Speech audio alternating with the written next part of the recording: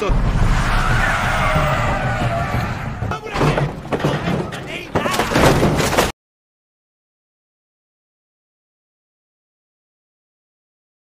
Film diawali di mana lebih dari 300 kriminal asal Korea Selatan melarikan diri dari polisi ke wilayah Asia Tenggara. Di sana, para kriminal tidak segan melakukan aksi kejahatan dengan menargetkan para wisatawan asal Korea. Pada salah satu kasus terjadi pada seorang pemuda kaya raya bernama Choi. Choi yang saat itu sedang berlibur ke Vietnam terlihat sedang mensurvei sebuah lokasi yang ingin ia beli.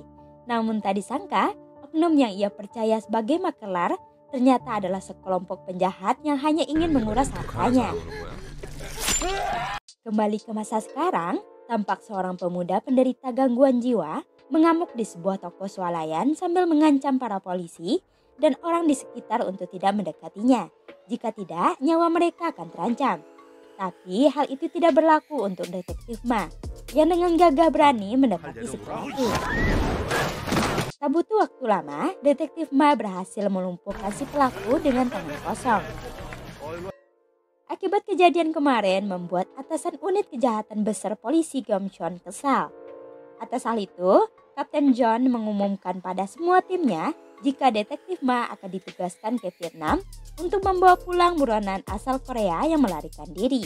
Ia bernama Yu, seorang tersangka atas pencurian di sebuah toko perhiasan. Ditemani oleh Kapten John, detektif Ma akhirnya sampai di Vietnam. Mereka berdua dijemput oleh Park Chang-soo selaku petugas kantor di Konsulat Jenderal Korea Selatan. Kemudian, detektif Ma dan Kapten John tiba di kantor dan bertemu dengan Jang Song-chul yang merupakan salah satu eksekutif Korea dalam urusan luar negeri Vietnam. Mendengar salah satu buronan menyerahkan diri dengan alasan yang tak masuk akal, detektif Ma merasakan ada yang tidak beres. Secara khusus, mereka pun dipertemukan dengan Yu. Detektif Ma kemudian mencoba menggali informasi dari buronan yang menyerahkan diri tersebut. Secara paksa, detektif Ma meminta Yu menyebutkan alasan dibalik penyerahan dirinya itu. Setelah mendapatkan informasi, detektif Ma dan Kapten John bergegas mendatangi rumah JD, teman dari Yu. Namun tak disangka, mereka malah mendapatkan jika ia sudah tewas berlumuran darah.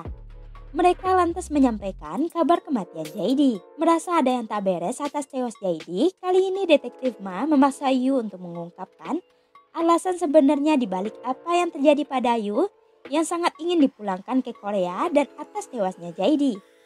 Yu yang tak bisa berbuat apa-apa akhirnya buka suara perihal Yu yang terlibat dalam misi pembunuhan Choi yang dipimpin oleh Kang Hae-sang selaku pelaku utama. Hingga terjadi perselisihan antara Kang dan anggota Yu yang pada saat itu membuat Choi melarikan diri. Sontak saja, Yu dan yang lainnya pun langsung mengejar Choi. Di saat itulah, Choi sempat memohon agar dibebaskan dengan menjanjikan uang yang cukup banyak untuk mereka. Namun, Kang tiba-tiba datang dan langsung menekam Choi hingga tewas. Hal tragis yang dilakukan Kang diprotes oleh salah satu anggotanya. Tapi Kang tidak memperdulikan dan lantas menikam anak buahnya tersebut. Di tengah malam, mayat Choi dan rekan Yu kemudian dibungkus dengan plastik dan dikuburkan. Tapi sebelum itu, Kang meminta uang tebusan kepada ayah Choi senilai $500.000 jika anaknya ingin selamat. Dari sini dapat disimpulkan bahwa aksi kejahatan Kang adalah menipu para turis dari Korea Selatan, kemudian menghabisi mereka lalu meminta uang tebusan pada keluarga korban. Ketika mereka mendapatkan uang tebusan tersebut, Kang dan rekan-rekannya akan menghilang begitu saja tanpa mengembalikan korban yang sudah mereka habisi. Itulah mengapa kasus orang Korea Selatan yang hilang di negara-negara Asia Tenggara semakin meningkat dan sampai sekarang para korban masih belum bisa ditemukan. Menyadari kalau Kang adalah penjahat yang sangat kejam, JD dan Yu memutuskan untuk melarikan diri. Setelah mengetahui JD telah dihabisi oleh Kang, dapat dipastikan jika selanjutnya adalah Yu. Tak ingin hal itu terjadi, maka dari itulah mengapa Yu sangat ingin dipulangkan ke Korea Selatan agar Kang tidak bisa menghabisinya. Meskipun ketika di luar negeri, detektif Ma tidak memiliki kuasa untuk mengatasi kasus ini. Tapi jiwanya sebagai penegak hukum pun bergejolak. Pagi itu, Kapten John dan detektif Ma mendatangi lokasi di mana di tempat itulah Kang menyembunyikan para mayat. Tak butuh waktu lama, detektif Ma dan yang lainnya pun berhasil menemukan mayat yang dimaksud. kemudian, para medis dan polisi setempat dengan cepat mengamankan lokasi TKP dan para korban yang tewas. Mencoba mencari informasi lebih lanjut, Detektif Ma menghubungi Gasolin, orang Korea yang ada di Vietnam. Darinya, dia kembali menemukan informasi baru mengenai Kang Hae Sang yang sedang diincar oleh pembunuh bayaran suruhan Choi Chun Baek. Dari sanalah, Kapten John dan Detektif Ma mendatangi lokasi untuk menemui seorang pria bernama Raku, selaku pemilik perjudian yang juga tahu di mana keberadaan Kang. Sesampai di tempat tersebut, Detektif Ma melihat banyak preman yang menatap mereka dengan sangat sinis, yang mencoba menghalangi Detektif Ma. Namun karena Detektif Ma tidak suka basa-basi, dia pun langsung menghajar mereka yang menghalangi jalannya. Hingga di mana orang yang ia cari akhirnya muncul. Mengetahui yang datang adalah seorang polisi, Raku pun tak bisa berbuat apa-apa di saat Detektif Ma menanyakan keberadaan Kang. Raku juga dibayar untuk mencari keberadaan Kang, tapi dia memiliki bawahan yang bisa mengarahkan Detektif Ma untuk tahu keberadaannya. Di tengah perjalanan menuju lokasi Kang, Detektif Ma mendapatkan informasi dari rekan kepolisian Korea kalau Choi ternyata adalah anak seorang pemilik perusahaan ternama di Korea Selatan. Ayahnya bernama Choi Chun Baek. Namun anehnya, sampai saat ini pihak kepolisian Korea mengaku belum menerima laporan atas hilangnya Choi.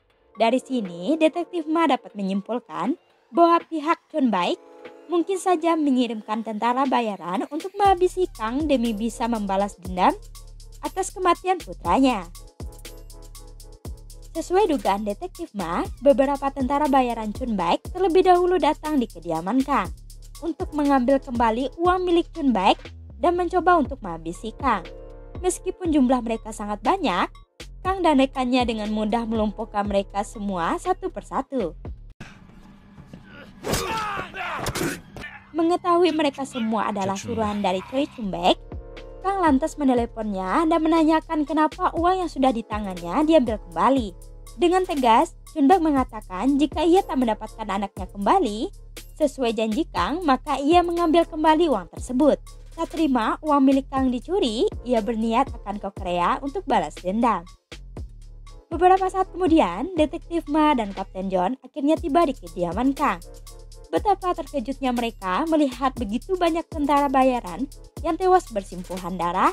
Dari sini dapat disimpulkan kalau Kang bukanlah penjahat biasa, melainkan seorang psikopat berdarah dingin. Saat Detektif Ma dan Kapten John sedang sibuk melihat para mayat, tiba-tiba saja mereka mendapatkan penyerangan dari Kang yang berhasil melukai Kapten John.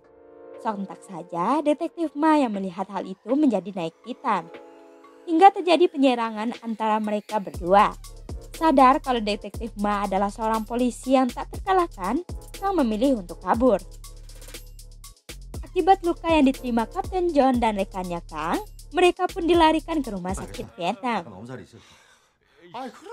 Setelah itu, Detektif Ma pun pergi menemui rekannya Kang untuk mencari tahu informasi mengenai apa yang direncanakan oleh Kang selanjutnya. Sementara itu, di luar ruangan perawatan rumah sakit, beberapa polisi setempat mendatangi Kapten John menyampaikan kalau mereka berdua terpaksa dikembalikan ke Korea Selatan dengan alasan mereka sudah melangkah terlalu jauh dalam kasus kejahatan yang sebenarnya bukan wewenang mereka.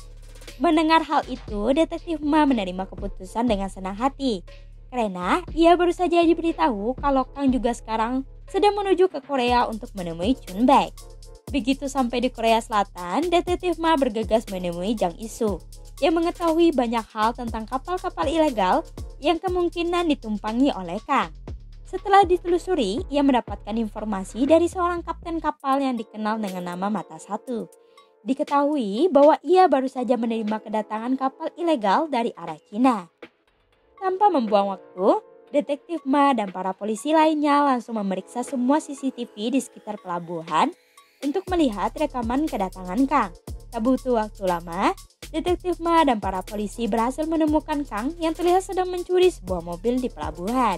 Sebelum melanjutkan penyelidikan Kang, Detektif Ma dan para polisi berkesempatan menghadiri acara pemakaman Choi dan mengucapkan bela sungkawa pada ibu dari Choi, yaitu Nyonya Kim.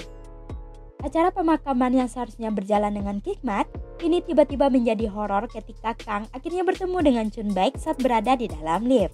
Tak kenal takut sama sekali, Kang nekat menunjukkan dirinya, bahkan saat Chun Baek sedang bersama dengan seorang bodyguard. Terlebih, Kang saat ini mendatangkan dua rekannya, yaitu Gichol dan Sunchol yang menunggu di area parkiran.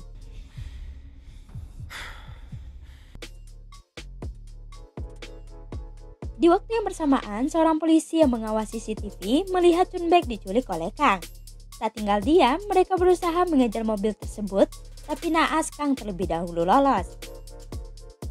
Atas kejadian itu, Nyonya Kim datang ke kantor polisi untuk menyaksikan kiriman video dari Kang yang berisikan ancaman untuk memeras uang Nyonya Kim. Dari percakapan telepon, Kang meminta menyediakan uang senilai 2 juta dolar jika ingin Chunbaek selamat. Tapi Nyonya Kim menolak karena ia ingin bertransaksi secara langsung agar ketika uang yang didapati, ia mendapati kembali Chunbaek dalam keadaan hidup. Keesokan harinya, agar rencana ini tak dicurigai oleh Kang, Detektif Ma meminta Isu untuk menjadi supir pribadi Nyonya Kim. Sedangkan Detektif Ma dan polisi lainnya akan mengawasi mereka selama di perjalanan. Mengetahui Nyonya Kim dan Isu berangkat, di saat itulah Chul bersaudara diam-diam mengikuti mereka dari belakang untuk memastikan jika Nyonya Kim tidak membawa polisi. Selagi beberapa polisi mengawasi Nyonya Kim dan Chul bersaudara, di lain tempat Detektif Ma memerintahkan Dong Hyun untuk datang terlebih dahulu ke lokasi persembunyian Kang untuk bisa mengamankan Chunbaek. Dari hasil pencarian di sebuah pabrik terbengkalai, Dong Hyun berhasil menemukan Chunbaek yang terbaring lemah. Berusaha untuk membawa kabur, tapi naas Dong Hyun dengan cepat ditikam oleh Kang. Mengetahui jika polisi juga berada di lokasi yang sama, Kang memutuskan untuk kabur. Misi pertama para polisi berhasil sekarang. Dong Hyun dan Chunbaek dengan cepat dilarikan ke rumah sakit. Mengetahui kalau Kang dan Chul bersaudara dalam bahaya, ia pun langsung menelepon mereka, meminta untuk segera kabur karena sekarang mereka sedang diawasi polisi. Tapi sayangnya Chul bersaudara malah tak mempercayai Kang, karena mereka merasa tidak ada yang mengawasi mereka selama di perjalanan dan berpikir kalau Kang hanya ingin mendapatkan semua uangnya sendirian. Di waktu yang sama, Detektif Ma yang mendapatkan info jika Chunbaek berhasil dievakuasi, langsung memerintahkan Isu untuk terus mengemudikan mobilnya karena mobil putih di belakang mereka mengikuti Nyonya Kim sedari tadi. Menyadari hal itu, tiba-tiba saja mobil mereka dihalangi oleh mobil Chul. Dengan cepat, Isu pun bertindak cepat dengan memutar balik dan mengembalikan mobil secepat mungkin ke arah parkiran mall. Tiba-tiba Isu menghentikan mobil tersebut dan menyuruh Nyonya Kim untuk kabur, sedangkan Isu membawa kembali mobil kabur bersama uang di dalamnya. Salah satu Chul bersaudara yang berusaha menghalangi mobil Isu dapat dengan cepat diamankan oleh pihak polisi. Di waktu yang bersamaan, Detektif Ma dan beberapa polisi memasuki mall guna menyelamatkan Nyonya Kim yang di saat itu sedang dikejar-kejar oleh salah satu Chul bersaudara. Berhasil mendapatkan Nyonya Kim, Detektif Ma yang melihat itu tak tinggal diam, langsung menghabisinya dengan sekali pukulan maut. Selanjutnya, Isul yang kabur dengan membawa uang 2 juta dolar terlihat sangat bahagia memikirkan kehidupan yang baru. Tapi naas, ia tiba-tiba ditabrak oleh mobil Kang dengan kecepatan tinggi. Mengetahui yang menabraknya adalah Kang, Isu dengan cepat membawa kabur koper dengan menaiki taksi. Dengan emosi yang tak terkontrol oleh Kang, ia dengan teganya menikam dua polisi. Malam pun tiba, Isu yang berhasil berada di pelabuhan menghubungi Mata Satu untuk menyiapkan satu kursi untuk pergi ke Cina. Kang yang menyaksikan berita jika Isu akan kabur ke Cina dengan kapal, dengan cepat disusul oleh Kang ke pelabuhan. Saat ditemui, Isu rupanya langsung takut dan kabur begitu melihat kedatangan Kang, dan membiarkan ia membawa kabur sekoper uangnya. Dengan mudahnya, Kang mencoba kabur dengan menggunakan sebuah bis agar terhindar dari pemeriksaan polisi yang sedang patroli. Di balik itu, Isu terlebih dahulu melaporkan kepada Detektif Ma. Dengan begitu, bis yang ditumpangi oleh Kang langsung diberhentikan. Sebelum bertarung dengan Kang, Detektif Ma menyuruh semua penumpang dan supir meninggalkan bis hingga menyisakan Kang dan Detektif Ma. Peperangan pun dimulai. Meskipun tanpa senjata apapun, Detektif Ma bisa berkali-kali menghabisi Kang dengan kemampuan bela diri yang sangat luar biasa. Detektif Ma pun berhasil melumpuhkan Kang hingga tak sadarkan diri.